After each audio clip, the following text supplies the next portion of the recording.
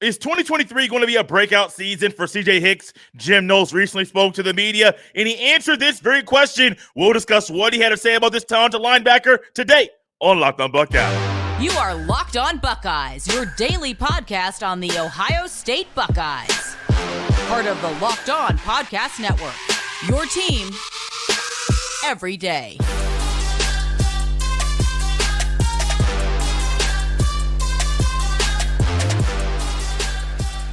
What is up, Buckeye fans? Welcome back to another episode of Locked On Buckeyes for the Locked On Podcast Network. I'm your host, Jay Stevens, also the host of the Jay Stevens Podcast. It is Friday, June 2nd in the year 2023, and I want to thank you for making Locked On Buckeyes your first listener, first watch of every single day. During today's episode, we will discuss if Sonny Styles will need to play in 2023, and Urban Meyer recently defined collectives. We'll discuss what he had to say about this very important topic in college football. But first, is this the year CJ Hicks has a breakout year for the Ohio State Buckeyes? Many people are saying yes. Some people are more like me and on a wait-and-see approach with this young man. But Jim Knowles had some very specific things to say about this talented linebacker. And if what Jim Knowles said actually happens, watch out. College football, because Ohio State might have another one of those elite linebackers playing for them in 2023. We have been talking about it for a long time, and I myself, and I know Jeff Hunt, when he's with me here on the show, we discuss that Ohio State linebackers have dropped off since Ryan Day has taken over as head coach of the football team. It has not been what it was under Jim Tressel. It is not what it was under Urban Meyer, but that does not mean it cannot go back to being a position group that plays elite football every single time they're on the field. And CJ Hicks might be that next guy. Now, Tommy Eichenberg, good. There's other guys that are out there. Still Chambers, good. Do I think that the linebackers that Urban had were better than what Ohio State has had under Ryan Day? Absolutely. I will say that very clearly and plainly, and I think most of you would agree with that. I think most of you also think that this could be a big year for CJ Hicks. Now, you look at the depth chart, you say, Jay, is he going to start? Before we get to Jim Knowles and what Knowles had to say, I don't think Hicks is going to start. I do think Jim Knowles realizes that. Like, there's a context to this conversation. Talking about this possibly being a breakout year for CJ Hicks is one thing, but also reality is he's not one of the top two linebackers. Still Chambers at will linebacker. You have Tommy Eichenberg at Mike linebacker. Could Hicks be someone that comes in and plays either role in a backup position? Absolutely. Now, I think Simon is more of your backup Mike or middle linebacker for Eichenberg, but I think Hicks could be the backup for Still Chambers at the will, and the Buckeyes defense will be okay with him playing there if he's on the field or on the defense for the Buckeyes. Jim Knowles has some predictions for CJ Hicks, and I think what he said might be what you had to say about CJ Hicks as well, because Jim Knowles is not shying away from making predictions, lofty predictions about what CJ Hicks might be in 2023.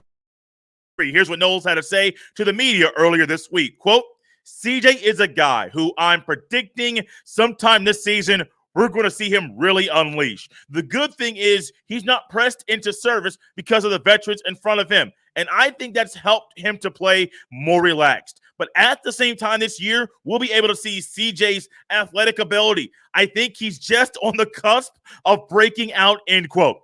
That's not something you say about a guy who didn't play a defensive snap last year. Not just for the Buckeyes, at all in college football.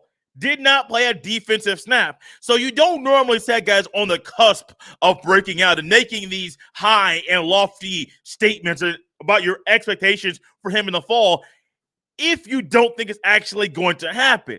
And I have been very much a wait and see kind of guy, more of a what is going to happen? What's the approach for this young man? CJ Hicks talented. CJ Hicks really good coming out of high school. But I don't like making statements like that until you get on the field. But like I said after the spring game, and I'm going to reiterate what I said after that game once again. When you talk about a guy who looks like an Ohio State linebacker, just the walk, the build, the makeup, the frame, it's CJ Hicks. Like, he looks like he is an Ohio State linebacker just walking, like off the bus. All bus team, is he a linebacker or not stepping off the bus? That's CJ Hicks. Now, what they have witnessed and what was witnessed during spring practice and during the spring game is one thing. But, buddy, Big Ten play is not like spring practice. Might actually be sometimes a little bit easier. Minnesota and the other cupcakes that Ohio State's playing in the fall. Notre Dame's not going to be an easy contest. Not going to be an easy thing at all. It's on the road. It's a night game. It's on NBC. The whole country will be watching. And you know what?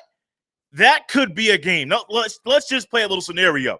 First three games, Indiana, Western Kentucky, Youngstown State. I don't believe it's in that order, but those are the first three games to the Buckeyes in the fall. Let's just say CJ Hicks gets some mop-up duty. A lot of mop-up duty, but also plays a little bit with the ones. Maybe still goes to Mike. Hicks comes in. Ike gets a breather. Let's say Ike is there, still gets a breather. Hicks comes in. Let's just say scenario-wise, there's a couple ways for Hicks to get some run and some reps with the ones. Now, Indiana, Youngstown State, Western Kentucky, all of a sudden, you got Notre Dame week 4, game 4.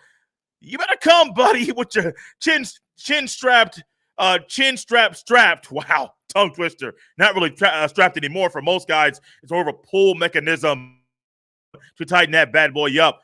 But you better come up here and be ready to play. You better be up here and be able to be ready to play big boy football. Because Notre Dame's going to have a really good O-line, and Brian Smith, Locked On's recruiting analyst, recently stated that Notre Dame might have the best tackle duo in the entire country.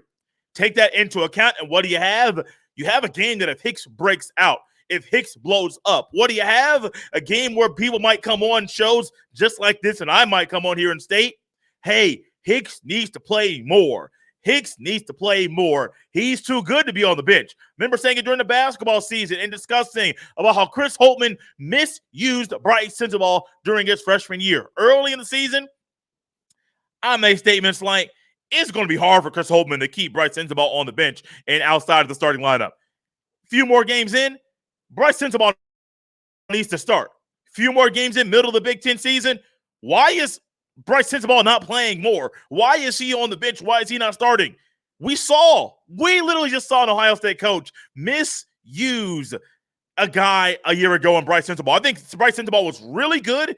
I don't think he should have been taken out of the starting lineup when he was. When it comes to CJ Hicks, I don't think the expectations are start this young man right away. However, I do think, though, like Jim Knowles, if he's on the cusp of breaking out, if this is a breakout year for him, we're going to see it early. And if he blows up early, consistently play that young man. It's not only in the best interest of him being a player to develop, but also in the best interest of the defense to have the best 11 players at each position on the field all the time. CJ Hicks, I'm high on him. Jim Knowles, he's high on him as well. Another player that Jim Knowles is high on is another second-year player in Sonny Styles. What do we think about Sonny Styles? Will Styles need to play in 2023? I got an answer for you next on Locked On Buckeyes. This episode is brought to you by FanDuel Sportsbook. Make a fast break to FanDuel during the NBA playoffs because right now new customers can get a no-sweat first bet up to $2,500. That's $2,500 back in bonus bets if your first bet doesn't win. There's no better place to bet all the playoff action than America's #1 sports book. Visit FanDuel.com/LockedOn and get a no-sweat first bet up to $2,500. Once again, visit FanDuel.com/LockedOn and get a no-sweat first bet up to $2,500. That's FanDuel.com/LockedOn. FanDuel, official sports betting partner of the NBA.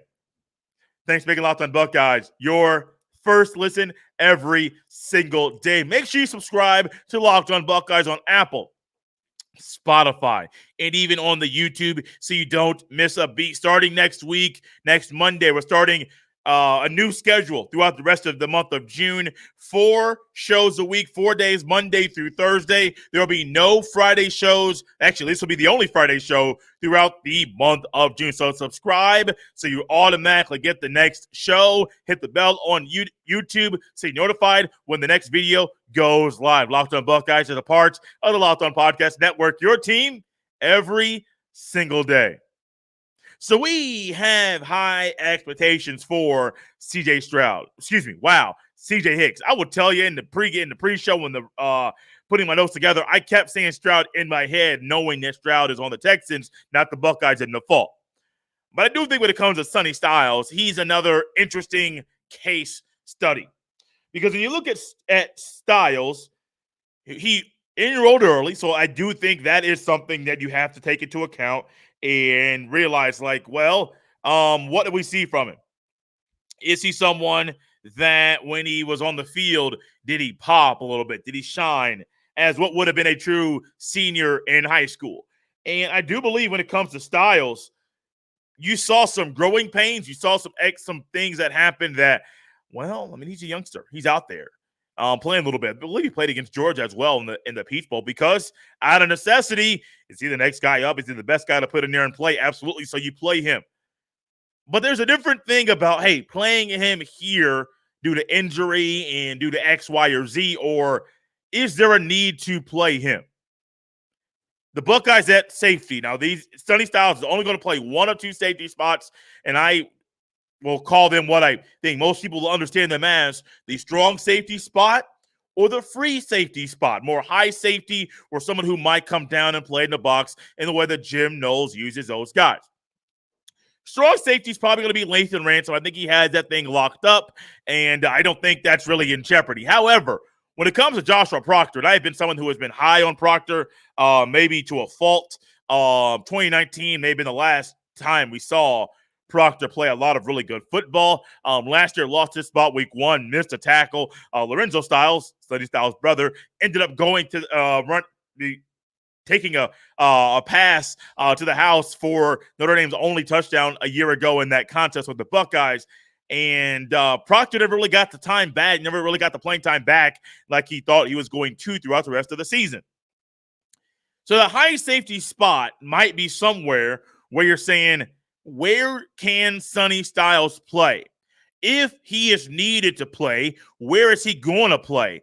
There are 5 DB spots. I don't think you're going to see him at 6'4", playing either corner spot. I do think Jahad Carter, more so than Cam Martinez, will be the starting nickel corner, nickel safety, cover safety for the Buckeyes in the fall, which leaves Ransom and Proctor. Strong safety, I think Lathan Ransom has that locked in. However, I do think that's probably where Sonny Styles is best suited at that strong safety spot, more in the box kind of guy. Proctor's that one deep. If we don't get that consistent play, if the coaches view his play this year and decide to pull the plug quickly like they did a year ago, Sonny Styles might be somebody that we're looking at and saying, hey, man, hey, go in there. We need y'all. A year ago, Sonny Styles played in 10 games, had 9 tackles, had 1 tackle for loss in his freshman year at Ohio State. And for a guy who was supposed to be a senior in high school, not sure if you can hear that as clearly as I would like, but you get the gist. Hey, that's good, man. That's good stuff. Now, what does Jim Knowles have to say about this young man, Sonny Styles, and what might be needed of him in the fall? Sonny Styles standing at 6'4", 222, a little taller than most safeties, but his skill set might be needed by the Buckeyes in the fall. Here's what Jim Knowles had to say about the talented Styles earlier this week. Quote, I learned that Sonny can handle a lot. He's more adept at playing in a high safety position than you would think for a bigger guy. Most of the time last year, we had him at the line of scrimmage or close to the line of scrimmage. So we've come up with a dual plan for him where he'll be able to compete at a high safety position because I think we're going to need him there. But he'll have a package where certainly he's down close to the line of scrimmage and able to blitz and do some things in the run game and pass game for us, end quote.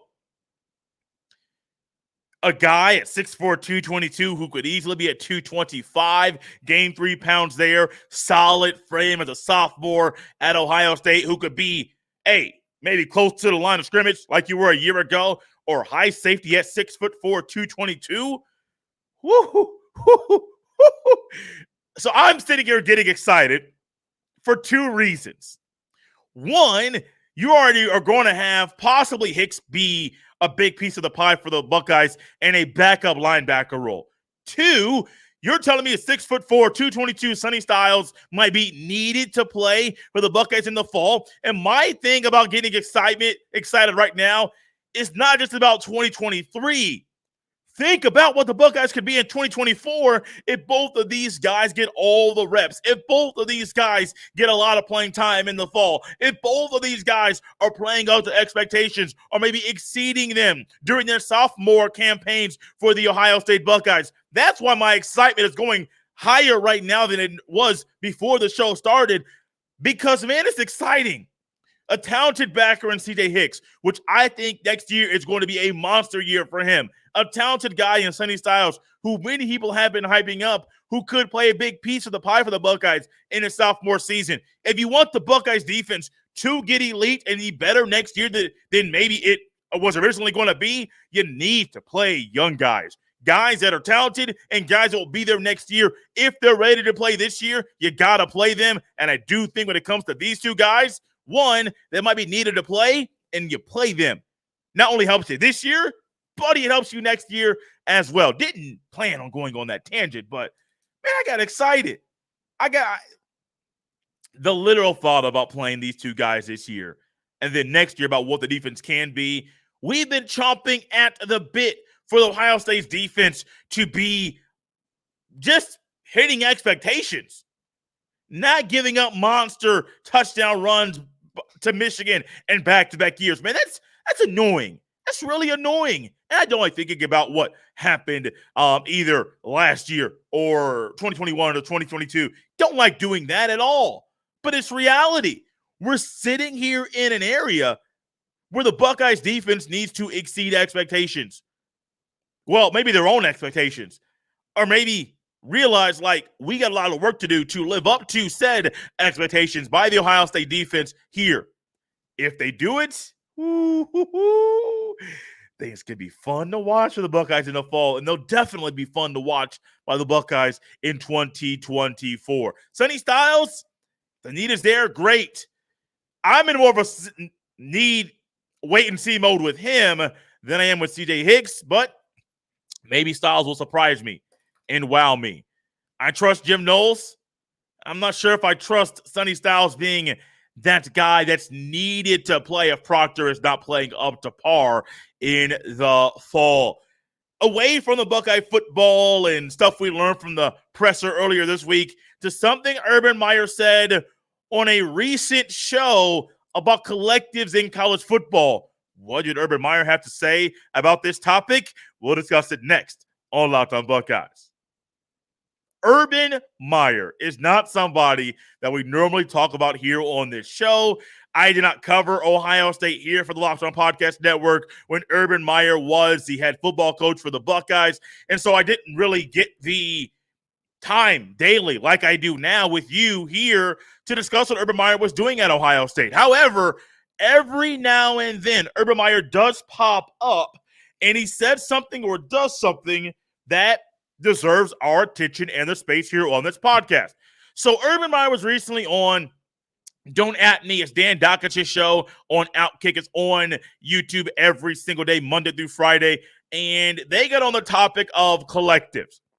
And when they were on the topic of collectives, I was very interested to hear what Urban Meyer had to say about this topic. The first thing that got my attention was came across Outkick's Twitter page, and they tweeted out an article that they got and started to expound on from the show and the interview that Dan Dockich did with Urban Meyer. And it basically said, Urban Meyer says collectives are cheating, or collectives equals cheating. And I was like, whoa. Is Urban really going to be out here saying that collectives are another way to cheat?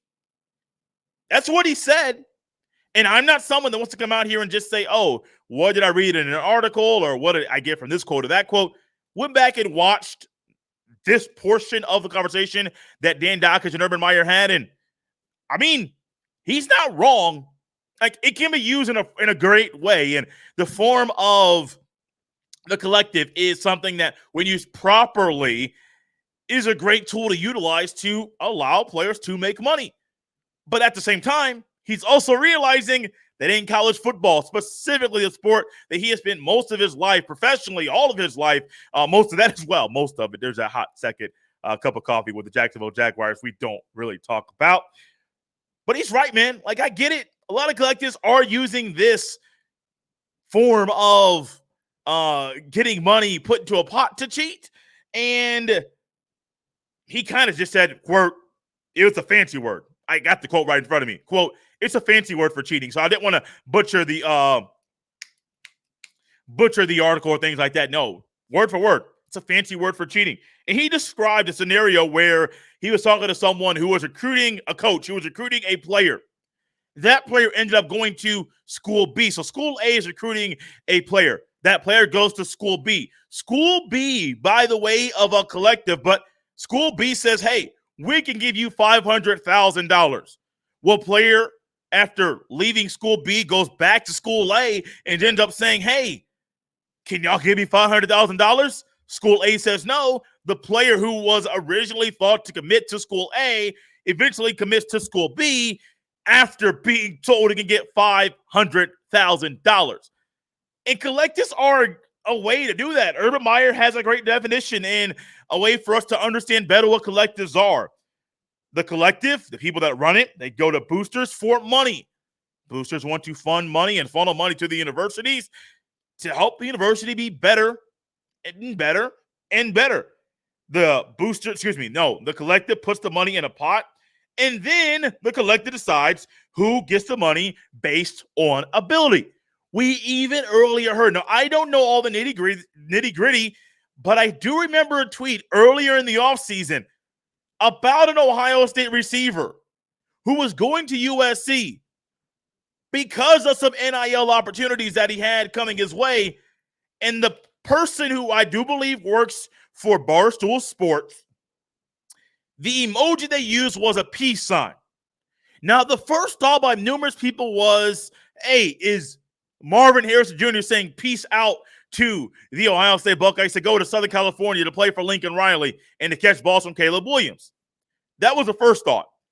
And then once you go a little bit deeper, remember, just dig a little bit. You ain't got to dig deep 3-4 feet into the ground to get all the understanding of something that's in a tweet or all the details of a conversation that Dan Dockage and Urban Meyer had about this conversation. Just dig a little bit deeper. If you just look at that emoji and you go peace sign, that might not mean, hey, I'm out of here. And that could literally mean the number that a player wears at Ohio State, number 2, Emeka Egbuka. And I remember a tweet from a collective at Ohio State. Not going to say which one because I don't remember which one it was. They kind of said, hey, big opportunity for Emeka Egbuka. Congratulations. And it kind of went back to, was Egbuka the player that was discussed earlier in the offseason saying, hey, he might leave. Hey, he might go somewhere. Hey, he might go to Southern California to USC. I don't know. I don't have sources to confirm or deny what I am saying in that Egbuka was the player involved in that tweet. But I think Urban's right. I mean, Urban gets slandered. Urban gets pushed back, especially after what happened in the Jacksonville Jaguars. But Urban Meyer makes a lot of sense right now with the way he describes and defines collectives. Quote, it's a fancy word for cheating, end quote.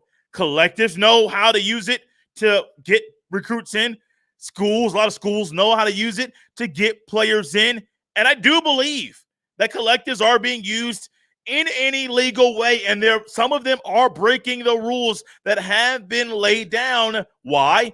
Because people have been able to cheat to get recruits for decades. Why in the world is a collective going to change that when, hey, it's able to do this in a orchestrated way, an organized way to get recruits to come in? I don't like how some schools use collectives, but I understand, like Urban Meyer, that collectives are doing this very thing consistently. Collectives are a thing we have to deal with. And like Urban Meyer, you can understand what collectives are, understand what they're doing, and also kind of pinpoint and poke at where the wrongs are. Not all collectives are wrong. Not all collectives are cheating. But I do believe there are some collectives out there that are cheating to get talent, top-tier talent, to their schools. Guys, we're out here on a Friday, a feel-good Friday. Man, it feels good. Got some beautiful weather. Got a festival to go to later this evening. Got possibly a basketball game Saturday, baseball game Sunday. Good things happening in my life. Got some personal things dealing with. And I'm excited to be here. Can't wait to get back on Monday to possibly discuss some things about Ryan Day and Michigan. No, he's not leaving. Just talked about the game. And you might agree with what he had to say. Right here on a Friday, you can follow me on Twitter at jstevens07. You can send all of your emails to jstevens317@gmail.com. Thanks for making Locked On Buckeyes your first listen every single day. Now is the perfect time to go check out and listen to or even watch today's episode of Locked On Sports Today. Locked On Sports Today provides you with everything you need to know in and around the world of sports in 20 minutes every single day. Locked On Sports Today, Locked On Buckeyes, they're both a part of the Locked On Podcast Network, your team every day. For Locked On Buckeyes here on this Feel Good Friday, I am Jay Stevens. I'll see you next time.